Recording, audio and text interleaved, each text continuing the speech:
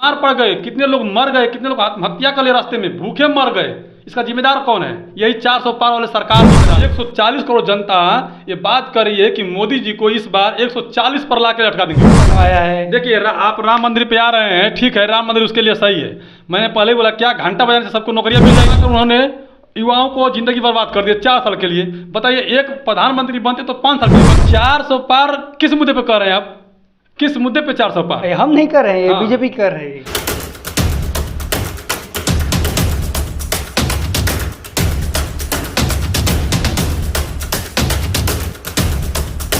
सबसे पहले तो आप एक अच्छे पत्रकार हैं जी। चुनाव का माहौल चल रहा है, इसमें आप किसको देखना चाहते हैं? अच्छा, आपने जो बोला अच्छे पत्रकार, इसके लिए धन्यवाद करता हूँ।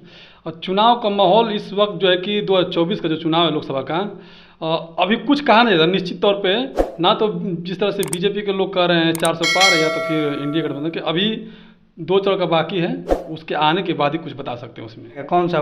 बीजेपी बोल रही है कि 400 पार हम लाएंगे। देखिए 400 पार किस मुद्दे पे कर रहे हैं आप? किस मुद्दे पे 400 पार? हम नहीं कर रहे हैं, हाँ। बीजेपी कर रही है। बीजेपी जो बीजेपी कर देगा वही हो जाएगा 400 पार। बीजेपी जब 2014 में आई थी 2 करोड़ युवाओं को नौकरी के लिए बात की थी। क्या 2 करोड़ युवाओं को नौकरी मिला?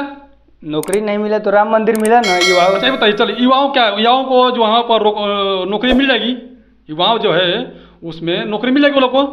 अपने से बताइए, आप बताइए कि आपको नौकरी मिलेगा वहाँ पर? जब जिस हिसाब से उन्होंने कहा था कि 2 करोड़ युवाओं को नौकरी दूंगा, नहीं मिला।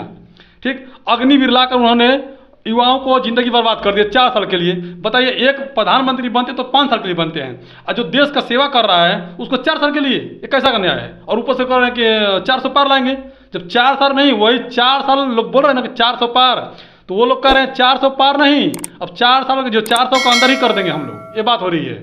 लेकिन बीजेपी जो तमाम अच्छे अच्छे काम किए है। क्या अच्छा काम किया है? राम मंदिर बनवाया है। देखिए आप राम मंदिर पे आ रहे हैं, ठीक है, राम मंदिर उसके लिए सही है। मैंने पहले बोला क्या घंटा बजाने से सबको नौकरियां मिल जाएगी? एक तरफ से कहते हैं इकोनॉमी घूमता है, इकोनॉमी घूमेगा जिसका घूमेगा उसका गेम है। बताइए, SC ST OBC का कोई भी पुजारी वहाँ बन सकता है क्या? कोई भी यादव कुशवाहा या फिर शेड्यूल कास्ट के लोग जो है, कोई भी वहाँ पर मंदिर में पुजारी बन सकता है? केवल एक कास्ट के छोड़ के जो ब्राह्मण समाज है वही बनेगा, ट्रस्ट भी वहीं बनेगा। फिर क्या है वो? किसके लिए नौकरियाँ हैं?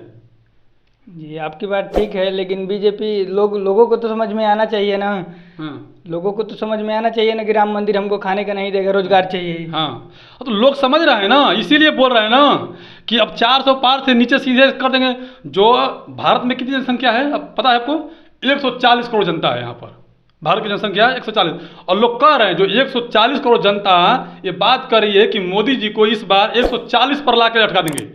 एक तरफ से लोग कह रहे हैं 200 पार, लेकिन 200 नहीं, 140 पर ला के बीजेपी को लटका देंगे, ये बात तय है। अभी 5 चरण का चुनाव हो गया, 5 चरण में जो बीजेपी का इतना बुरा हालत हो गया है, इतना बुरा हालत हो गया है कि वो लोग का मुंह से थूक जो होता है ना, वो भी नहीं निकल रहा है कि मैं क्या बोलूँ। खुद मोदी जी बोलते हैं 400 पार उनको इसीलिए चाहिए था कि संविधान चेंज करने के लिए। लेकिन जब लोगों को इस बात को पता चल गया, जो SC ST OBC जो लोग हैं, या मैं साफ कह रहा हूँ, जो जितने नेता हैं बैकवर्ड के, जैसे कि बिहार में तेजस्वी यादव हो गए, उत्तर प्रदेश में अखिलेश यादव हो गए, मायावती हो गई, शिबू सोरेन हो गया, स्टालिन हो गया, ये लोग को सबको पता चल गया इस बात को कि वाकई में 400 पार किसके लिए चाहिए। क्योंकि 400 पार बहुमत का पूरा पूर्ण रूप से होता है, और जो है कि वो जो चाहेंगे वो संशोधन कर सकते हैं। तो संविधान चेंज करने के लिए 400 पार। बीजेपी के लोग जो थे, आनंद हेगड़े को जानते होंगे, और कई सारे जो दिल्ली में एक है वकील, उसका क्या नाम है, उसका नाम ध्यान से हट गया है, वो भी जो है कि बोला है 400 पार चाहिए संविधान चेंज करने के लिए।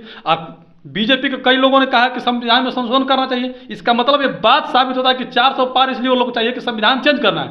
और जितने SC ST OBC के जो नेता है इस बात को समझ गए। अच्छा, बीजेपी जो लोग सवाल पूछते हैं, हाँ। उनको जो लोग अच्छे सवाल पूछते हैं वो लोग बीजेपी वाले जेल में क्यों डाल देते हैं? देखिए देखिए इनकी जो है, आप शायद नहीं जानते होंगे, आप ये 2000 चुनाव चला छोड़िए, 1000 साल पहले जब जाएंगे तो उस वक्त जो राम राज्य बोलते हैं, आज लोग सनातन धर्म बोलते हैं, उस वक्त क्या था कि शूद्र जाति को धन संपत्ति रखना अलाउ नहीं है, शूद्र जाति को पढ़ना अलाउ नहीं था। अगर जो व्यक्ति कोई धर्म का उच्चारण कर दे, उसको कान में आँख में शीशा पिघला कर डाल दिया था, उसका आँख फोड़ दिया जाता था। आपको शायद नहीं मालूम होगा, शंभुक ऋषि को उसकी वजह से उसको जो है कि जो जिसको लोग प्रोग्राम बोलते हैं वो खुद मार दिए उनको जान से। सोचिए कैसा आधार। ठीक है, लेकिन आप ही की तरह सबका सोच होना चाहिए, आप अच्छे सोच विचार के हैं। नहीं, वो हमारी सोच तो ठीक है, हमारी सोच हमारा अलग है, अपना सोच सबकी सोच अलग अलग होती है। हमारा सोच अलग है, आपका सोच अलग है। आपने जिस सवाल की बात की उस सवाल का हमने किया, लेकिन जिस तरह से आपने कहा ना कि 400 पार 400 पार, तो देखिए अब जनता उब गया है। अब 400 पार की नारा सुन के, क्योंकि देखिए मैं अभी बता रहा हूँ, फिर एक बार बता रहा हूँ आपको कि उन्होंने 2 करोड़ युवाओं को नौकरी की बात की, मिला? नहीं मिला। आपको नौकरी मिला? नहीं मिला। अच्छा, जो बोलते 15 लाख अकाउंट पे देने के लिए, आपको मिला 15 लाख रुपया? नहीं मिला। हैं? सबके घर में बोले थे कि हर घर में आवास दूंगा, हर घर में नल और जल दूंगा। साथ मेरे पीछे जाकर देखिएगा, इधर नल में पानी नहीं आता है। जिसके घर में मोटर नहीं होगा उसके घर में पानी नहीं मिलेगा। ठीक, महिलाएं रोड पार क्रॉस करके पानी लेके आती जाती है, आप लोग देखे होंगे। तो क्या सबके घर में शौचालय बन गया है? सबके घर में रोड पानी में मिल गया है? नहीं मिला है। इन्होंने कहा था कि सबको हवाई जहाज से चलाऊंगा, हवाई से चप्पल से चलने वाले को हवाई जहाज से चलाऊंगा। लॉकडाउन में आप देखे थे, जो कोरोना का महामारी हुआ था, लोग पैदल चल चल के चल रहे, उनकी एड़ियाँ फट गई, बीमार पड़ गए, कितने लोग मर गए, कितने लोग आत्महत्या कर लिए रास्ते में, भूखे मर गए। इसका जिम्मेदार कौन है? यही 400 पार वाले सरकार जिम्मेदार है इसका, जो मोदी जी। इन्होंने जनवरी या फरवरी महीने में इन्होंने खुद कोरोना लेके आया था। इनका एक नारा था बेटी बचाओ बेटी पढ़ाओ, ये कहाँ तक सही है? देखिए इनकी ये ढकोसला है। अगर बेटी बचाओ बेटी पढ़ाओ का जब नारा था तो मणिपुर में उनकी बेटी नहीं थी क्या, जिसको सरेआम नंगे घुमाया गया, पूरे बीच चौराहे पर हजारों आदमी के बीच में घुमाया गया।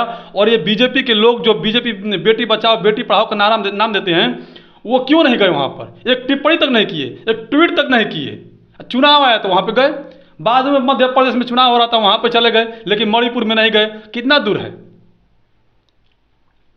तो बोलते हैं कि बिहार में अगर आरजेडी आ जाएगी तो जंगल राज हो जाएगा। ऐसा है ना, ये एक माहौल क्रिएट किया जाता है, माहौल क्रिएट किया जाता है कि जंगल राज किसको बोलते हैं? जंगल उसको बोलते हैं कि जो अब सरकार कहीं रेप बलात्कार हो रहा है, कहीं मर्डर हो रहा है, हर रोज हो रहा है, सरकार का बेकाबू हो चुका है।